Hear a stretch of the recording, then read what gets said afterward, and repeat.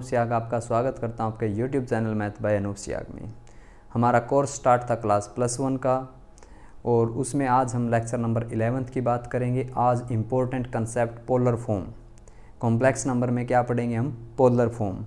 हमें ये पता होना चाहिए कि पोलर फॉर्म बनती कैसे, किसको पोलर फॉर्म कहते हैं। भाई ये नया नेम आया है, ये किसको देखकर हम ये बता पाएंगे क्वेश्चन में कि पोलर फॉर्म क्या होती है। जो बच्चे +2 के हैं उन बच्चों का भी अगर +1 में ध्यान नहीं है, पोलर फॉर्म में थोड़ी बहुत प्रॉब्लम है, तो वो उन बच्चों के लिए भी ये लेक्चर काम आएगा। अगर मैं बात करूं पोलर फॉर्म की, किस चीज़ को हम पोलर फॉर्म कहते हैं, मैं पहले आपके पास कोई एक वेक्टर ये कॉम्प्लेक्स नंबर लेके चलता हूं। कैसा ही कॉम्प्लेक्स नंबर है z। अगर मैं इसका मोड मानूं तो 1 है। मैं इसका ये वाला हिस्सा देखूं, पोलर फॉर्म का मतलब है इसका x एक्सिस पर कितना हिस्सा है और यहाँ से y के ऊपर कितना हिस्सा है। अगर ये एक एंगल थीटा बनाता है, इसको एम्पलीट्यूड भी कहते हैं, आर्ग्यूमेंट भी कहते हैं। इस थीटा को क्या कहते हैं? आर्ग्यूमेंट। आर्ग्यूमेंट पूछा जाएगा आपसे, थीटा पूछा जाएगा, ठीक है। और ये वाली इसकी साइड क्या होती है? y, और ये वाली साइड क्या होती है? x। और z का मतलब क्या है? कोई भी कॉम्प्लेक्स नंबर जिसका मैग्नीट्यूड क्या लेके चले हम? 1 लेके चले। अगर मैं यहाँ पर या इसको r से डिनोट कर दो कि यहाँ पे कोई कॉम्प्लेक्स नंबर r है, ठीक है, तो मैं इस कंपोनेंट की बात करूँ x बाई आर क्या होता है? Cos theta. x की वैल्यू क्या आ जाएगी? r cos theta. तो x किसके इक्वल है? r कोस थीटा के इक्वल। और y किसके इक्वल आएगा? सेम ऐसा ही। ये कहाँ से लगाया है? पंडित बद्री प्रसाद हर हर बोले या लाल बटे कक्का, लाल बटे कक्का, या पंडित बद्री प्रसाद हर हर बोले। और ये बोला था मैंने आपको भाई +1 की ट्रिग्नोमेट्रिक का एक लेक्चर करवा दिए हैं, 3 या 4 उस चैप्टर में से। वो बेसिक आपने क्या करने हैं? पढ़ने हैं। तो x की वैल्यू बेटा क्या आ गई? r cos theta. यहाँ से मैं साइन थीटा की बात करूँ, साइन थीटा क्या होता है? Perpendicular by hypotenuse. तो y की वैल्यू आ जाएगी r साइन थीटा। और कॉम्प्लेक्स फॉर्म में कैसे लिखते हैं? पहले हम x रियल, फिर क्या लिखते हैं? इमेजिनरी। रियल तो क्या होगी? r कोस थीटा और प्लस में आइटा इमेजिनरी के साथ r साइन थीटा। इसको हम पोलर फॉर्म कहते हैं। कॉम्प्लेक्स नंबर में बस इसी फॉर्म का नाम क्या है? Polar form. कौन सी फॉर्म बोलेंगे बेटा? इसको पोलर फॉर्म बोलेंगे। हमें जहाँ पर z r cos theta plus iota r sine theta है तभी पहले इमेजिनरी हमेशा साइन के साथ होगा। अगर कहीं पर आपसे एक क्वेश्चन भी है, ये साइन 60 प्लस आइटा कोस 60, क्या ये पोलर फॉर्म है? ये पोलर फॉर्म नहीं है। क्यों? वैल्यू जो साइन की है वो इमेजिनरी के साथ होती है और कोस वाली किसके साथ होती है? आपकी रियल के साथ। तो r cos theta plus iota r sine theta, इस r को एम्पलीट्यूड कहते हैं, मॉडुलस भी कहते हैं और किसी कॉम्प्लेक्स नंबर का, और इसको एम्पलीट्यूड भी कहते हैं। जब आप फिजिक्स में ऑसिलेशन एंड वेव पढ़ोगे तो वहाँ पे जाकर आपके क्लियर होगा। जो ये एंगल है, इस एंगल को हम आर्ग्यूमेंट कहते हैं, ठीक है, प्रिंसिपल आर्ग्यूमेंट कहते हैं। तो अब आपने सारे क्वेश्चनों का रूप बदलकर इस फॉर्म में लेके आना है। हमें r अलग से बताना कितना है और थीटा अलग से बताना कितना है। अगर हमने उसका रिजल्ट इस फॉर्म में ले आए तो उस फॉर्म को क्या बोला जाएगा? Polar form. तो मेरे पास क्वेश्चन है कुछ, उनको देखें। पोलर फॉर्म समझ में आ गई होगी। r cos theta plus iota r sine theta को क्या बोला जाता है? Polar form. जो क्वेश्चन आपको गिवन है उस क्वेश्चन को आप किस में कन्वर्ट करोगे? पोलर फॉर्म में। तो मैं जब इसको पोलर फॉर्म में लिखूंगा तो मैं बोलता हूं कि r कोस थीटा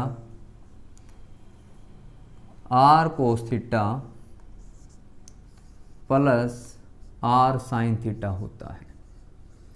ये कहेगा ये कॉम्प्लेक्स नंबर की फॉर्म है, जनरल फॉर्म है। ये इसकी कौन सी फॉर्म है? पोलर फॉर्म है। हमने तो ऐसे लिख दिया। पूछने वाला ये पूछेगा, लिख तो दिया, अब ये बताइए आप कि इसका r कितना है, मैग्नीट्यूड कितना और थीटा कितना है। इसी फॉर्म को इस रूप में लिखना है। तो हम ये देखेंगे आर कोस थीटा इस क्वेश्चन में किसके इक्वल है। आर कोस थीटा तो किसके इक्वल है, 1 के इक्वल, और आर साइन थीटा किसके इक्वल है, √3 के इक्वल। क्योंकि माइनस है उस वजह से माइनस का तो क्या बन जाएगा आइटा, और रूट में क्या रह जाएगा 3। ठीक है, अब मेरे को यहाँ से किसकी वैल्यू निकालनी है, आर की और थीटा की। दो इक्वेशन होगी, तो या तो दोनों को डिवाइड कर दो, थीटा की वैल्यू आ जाएगी। दो मेथड होते हैं, या स्क्वायर करके ऐड कर दें, दोनों वैल्यू का स्क्वायर करके ऐड कर दें तब भी रिजल्ट आ सकता है। फिर आर आ जाएगा, थीटा निकाल सकते हैं क्योंकि दो वेरिएबल, एक थीटा और आर। मैं दोनों को डिवाइड करूं, ये इक्वेशन आपके पास 1 है, ये आपके पास 2 है। अगर मैं equation second by equation first करूं तो देखिए r sine theta √3, r cos theta 1, तो आर से r cancel, sine by cos, tangent theta कितना आया है, टेंजेंट थीटा √3। और ये कौन से क्वाड्रेंट में है, √3 फर्स्ट में भी हो सकता है, थर्ड में भी हो सकता है। √3 कितना आया है आपके पास, मतलब जो पॉजिटिव वैल्यू, तो 10 कौन से क्वाड्रेंट में हो सकता है, देखिए आफ्टर स्कूल टू कॉलेज। जिस बच्चे ने टिग्नोमेट्रिक नहीं पढ़ी, पहले टिग्नोमेट्रिक पढ़नी पड़ेगी तभी ये कंसेप्ट समझ में आएगा। अगर डायरेक्ट इस चैप्टर में है तो उसके समझ में नहीं आएगा। आफ्टर स्कूल टू कॉलेज, तो देखिए भाई इसमें और इसमें 10 पॉजिटिव होता है, लेकिन हमारे पास कोस भी पॉजिटिव, साइन भी पॉजिटिव। ऐसा कौन सा क्वाड्रेंट है जिसमें कोस भी पॉजिटिव, साइन भी पॉजिटिव, 10 भी पॉजिटिव हो, फर्स्ट हो सकता है। तो फर्स्ट क्वाड्रेंट में हमें क्या सोचना है, इसका एंगल सोचना है। तो कितने एंगल पर वैल्यू √3 होती है, सोचो 30 पे या 60 पे, 60 पे। तो थीटा की वैल्यू कितनी आ गई आपके पास, 60 डिग्री। थीटा की वैल्यू किसी एक इक्वेशन में आप पुट कर दीजिए, r cos 60 is equal to 1। Cos 60 की वैल्यू 1/2, 1 आ गया। ठीक है, कोस 60 की वैल्यू 1/2 होगी, तो आर की वैल्यू कितनी आ गई, 2। थीटा 60, आर 2, दोनों वैल्यू उठाइए और इसमें पुट कर दीजिए। आर कितना आया है आपके पास, 2 आया है। कोस कितना आया, 60, और 60 को लिखने का तरीका π/3 हम ये बता चुके हैं टिग्नोमेट्रिक में, इसको π/3 बोलेंगे, और प्लस के आइटा साइन π/3। हमने इसकी जनरल फॉर्म को पोलर फॉर्म में कन्वर्ट कर दिया। ऐसे कन्वर्ट करना है। आपसे पूछेगा आर्ग्यूमेंट कितना है, π/3। आपसे पूछेगा मॉडुलस कितना है, 2। आपसे पूछेगा एम्पलीट्यूड कितना है, 2। इसको एम्पलीट्यूड और आर्ग्यूमेंट फॉर्म भी बोलते हैं और पोलर फॉर्म भी बोलते हैं। अगर कहीं पर पोलर फॉर्म पूछा जाए तब भी यही रिजल्ट आएगा। ठीक है, एम्पलीट्यूड आर्गूमेंट फॉर्म पूछी जाए तब भी यही आएगा, मॉडुलस आर्गूमेंट पूछी जाए तब भी आपका रिजल्ट बेटा क्या आएगा, यही आएगा। मतलब जो क्वेश्चन गिवन है हमने उसकी परिभाषा टिग्नोमेट्रिक के लफ्जों में देनी है, बस। इसी फॉर्म को क्या बोला जाता है, पोलर फॉर्म। हमारे पास एक क्वेश्चन और है, 16/1 प्लस के आइटा √3। जब जब कॉम्प्लेक्स नंबर डिवाइड में होगा वो बीमारी ग्रस्त है, कोरोना है, उसका इलाज करवाना पड़ेगा आपको। और इलाज कैसे होगा बेटा, इसका रैशनलाइजेशन से। कॉम्प्लेक्स नंबर की कोई भी टर्म कभी भी डिवाइड में नहीं होती, इस बात के ऊपर आपने बिल्कुल ध्यान रखना है। बचाना है, बचाने का एक ही तरीका है, 1 माइनस के आइटा √3 रैशनलाइज कर दिया हमने। ठीक है, तो देखिए बेटा क्या रिजल्ट आएगा इसका। तो इसको इरेज कर देते हैं, आपको फॉर्म समझ में आ गई, या यहीं कर देते हैं, दोनों क्वेश्चन एक साथ और समझ में आ जाएगी। इस क्वेश्चन में कोई कमी रह गई होगी तो साथ में ही आपके ये कहानी भी क्या होगी बेटा, समझ आ जाएगी। माइनस के 16, 1 माइनस आइटा √3 ऊपर है, नीचे a plus b, a minus b, a का स्क्वायर 1 माइनस का आइटा स्क्वायर √3 का 3। आइटा स्क्वायर -1 होगा तो ये माइनस का 1 और ये मिलकर 3 और 1 4। 4 को 16 से डिवाइड करूँगा, मैंने माइनस के 4 सीधा ही लिख दिया। अरे भाई दोबारा बताऊँ क्या, कुछ महान आत्माएं ऐसे है वो सोचने लग जाएगी ये कैसे आया। तो देखिए आइटा स्क्वायर को -1 बोल लेंगे, माइनस की मल्टीप्लाई से करेंगे प्लस का हो जाएगा 3 और 1 4, और ऊपर कितना है -16, कैंसिल करेंगे तो माइनस का 4 बचेगा। ठीक है, तो -4 माइनस माइनस +4√3 आइटा, हमने ऐसे लिख दिया इसको। अब बोला पोलर फॉर्म में लिख दो। पोलर फॉर्म आपके याद होनी चाहिए, z = r cos theta plus r sin theta iota के साथ। हमने पूछा r और थीटा तो बता दो क्या है, ये बोला कि कंपेयर कर लो, आप अपने आप निकालो। हमने तो फॉर्म बताने का ठेका ले रखा था, फॉर्म तो बता दिया, अब वैल्यू बतानी। हम बोले भाई रियल पार्ट ये है, ये बोला कि तेरा रियल पार्ट -4 है। रियल को रियल के इक्वल रखेंगे और इमेजिनरी को इमेजिनरी के इक्वल रखेंगे। r cos थीटा, अगर मैं यहाँ से बात करूँ r sin थीटा तो कितना आ जाएगा 4√3। r cos थीटा कितना आ जाएगा -4। अगर मैं दोनों को डिवाइड कर दूं तो tan थीटा क्या बनेगा, इसको इससे डिवाइड करूं sin थीटा। कोई ये सोच रहा ना sin थीटा की वैल्यू 4/√3, साइन की वैल्यू तो 1 से बड़ी नहीं हो सकती। r की वैल्यू क्या बताया, ऐसी हो साइन के साथ मल्टीप्लाई होकर उस रिजल्ट को बड़ा बना दे। ठीक है, इसको इससे डिवाइड किया -√3, -√3 आ गया बेटा आपके पास। tan थीटा कितना आ गया -√3।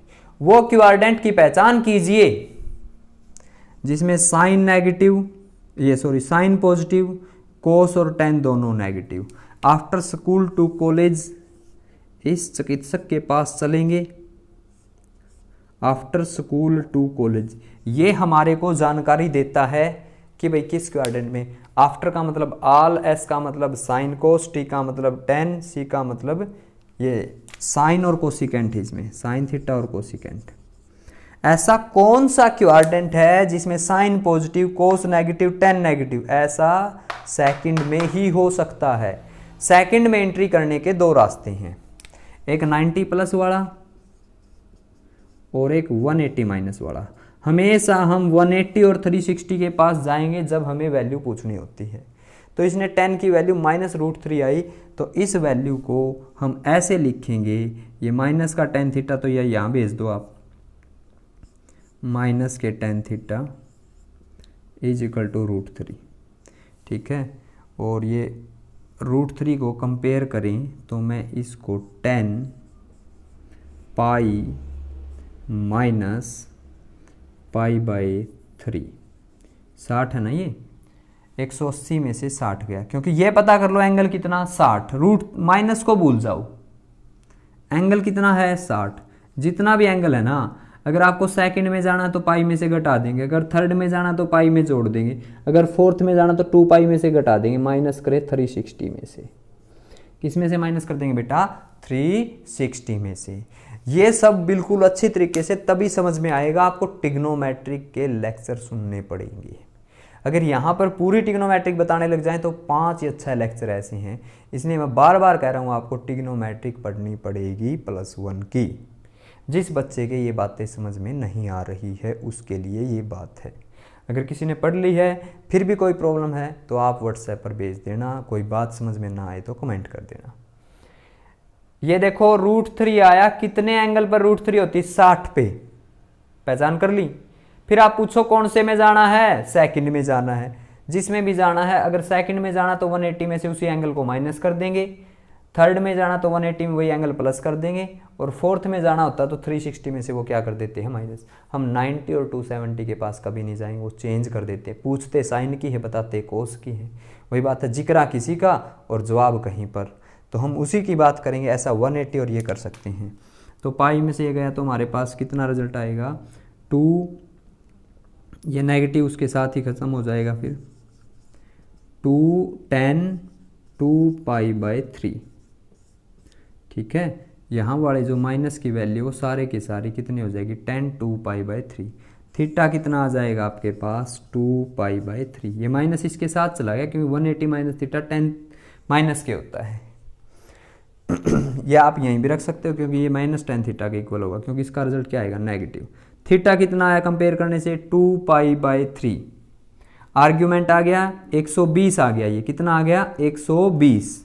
थीटा आ गया, हमें और क्या चाहिए r चाहिए। हमारे पास थीटा आ गया, तो और क्या चाहिए, आर चाहिए।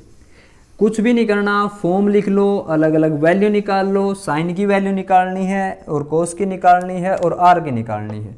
यहाँ से देखिए आर साइन थीटा, थीटा कितना है मेरे पास 2π/3, 2π/3 लिख देता हूँ मैं, और 4√3, 4 से 4 गया, ठीक है, 4 से 4 कैसे गया, आर तो निकालना है, आर की वैल्यू तो निकालनी है। यहाँ पर देखिए साइन 120 की वैल्यू, साइन 120 डिग्री की वैल्यू निकालना हमने सीखी है, +1 क्या जो ट्रिग्नोमेट्रिक है, 90 + 30 से भी निकाल सकते हैं और 180 माइनस वैल्यू किसी तरीके से निकाल सकते हो, तो इसको साइन 60 ही कह देंगे। और साइन 60 की वैल्यू क्या होती है, √3/2, तो √3/2 4√3, √3 से √3 गया, आर की वैल्यू कितनी है 8, आर 8 आया, थीटा ये आया, दोनों वैल्यू यहाँ रख देंगे और हमारा क्या होगा बेटा, आंसर आ जाएगा। आर की वैल्यू 8 है, कोस थीटा की वैल्यू 2π/3 है, आर की वैल्यू 8 है, साइन 2π/3, ये हमारा क्या है, आंसर है। ठीक है, ये आ गया। अब नेक्स्ट क्वेश्चन ये है साइन 60 आइटा कोस, इसमें भी पता है पहले क्या करोगे आप, साइन कोस 60 की वैल्यू 1/2, साइन 60 की वैल्यू √3/2, एक कॉम्प्लेक्स नंबर बनेगा, डिवाइड में रैशनलाइजेशन करेंगे, जब वो एक कॉम्प्लेक्स नंबर का रूप ले लेगा तब हम r cos theta r sine theta लिखेंगे, रियल पार्ट रियल के इक्वल लिखेंगे और इमेजिनरी पार्ट इमेजिनरी के इक्वल लिखेंगे। पूरी एक्सरसाइज की यही कहानी है बस, लेकिन उसके लिए बेटा आपने +1 की ट्रिग्नोमेट्रिक पढ़नी पड़ेगी, इसीलिए हमने ट्रिग्नोमेट्रिक का बेसिक आपको पहले बताया है। नेक्स्ट देखिए एक क्वेश्चन और लिखा हुआ है, साइन 60 प्लस आइटा कोस 60, ये आपकी पोलर फॉर्म नहीं है। पोलर फॉर्म लिखनी है तो पहले इसको कॉम्प्लेक्स बनाओ, साइन 60 की वैल्यू √3/2, कोस 60 की वैल्यू आइटा/2, कंपेयर करें r cos theta plus r sine theta, r cos theta की वैल्यू किसके इक्वल है, √3/2 के इक्वल है, आर साइन थीटा की वैल्यू किसके इक्वल है, 1/2 के इक्वल है।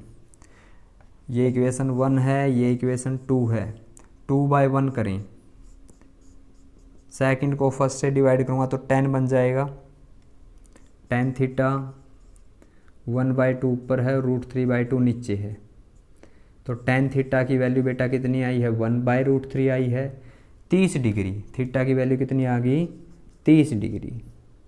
ठीक है, tan 30 को क्या लिखा जाएगा π/6, थीटा की वैल्यू π/6, थीटा यहाँ पे रख दूंगा मैं, r साइन 30 डिग्री, साइन कितना है 30 है ना, तो 30 पे देखिए कितना रिजल्ट होता है, साइन 30 की वैल्यू क्या आएगी 1/2, तो r 1/2 इज इक्वल टू 1/2, 1/2 से 1/2 गया, r की वैल्यू 1, थीटा की वैल्यू π/6, तो हमारे पास इसको लिखा जाएगा, r की वैल्यू तो कितनी आई है 1 आई है, 1 कोस थीटा कितना 30, r 1 है, साइन कितना है 30। ठीक है, अगर ये ऑप्शन टाइप होता, ये कंसेप्ट तो ऐसे समझाएंगे, अगर ऑप्शन टाइप होता बेटा साइन की जगह कोस चाहिए, 90 में से माइनस कर देंगे। ठीक है, इसको मैं साइन 90 माइनस कितना बोलेंगे 30, क्योंकि इसको मैंने बदल दिया, आइटा कोस 60 को मैं 90 माइनस 30 लिख दूंगा, एक property sine 90 minus theta cos theta हो गया, और कोस 90 माइनस थीटा क्या हो गया साइन थीटा।